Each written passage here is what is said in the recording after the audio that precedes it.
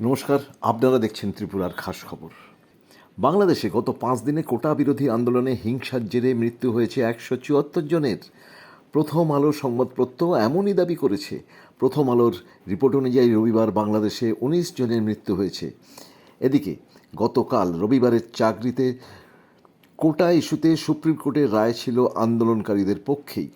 এরপরও হিংসা জারি থাকায় সরকার কারফিউ জারি বজায় রেখেছে। তবে হাসিনা সরকার কারফিউ কিছুটা শিথিল করেছে আজ। আসছি পরের খবরে। প্রধানমন্ত্রী নরেন্দ্র মোদী বিরোধীদের বিরুদ্ধে তোপ দাগলেন। বলেছেন, নিজেদের ব্যর্থতা লুকোতে ওরা সংসদকে ব্যবহার করছে। আজ থেকে সংসদে বর্ষাকালীন অধিবেশন শুরু হয়েছে। আগামীকাল বাজেট। মোদিজি বলেছেন, গত 60 বছর একই সরকার তৃতীয়বারের জন্য বাজেট পেশ করতে চলেছে এবার, যা শুধু ঐতিহাসিক নয়, গর্বেরও।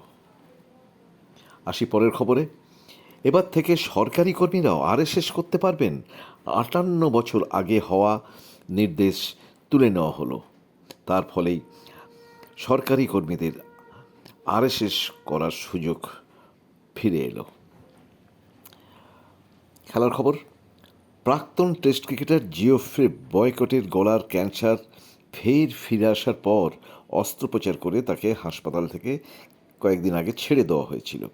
এরপর তিনি আবার হাসপাতালে ফিরে এলেন।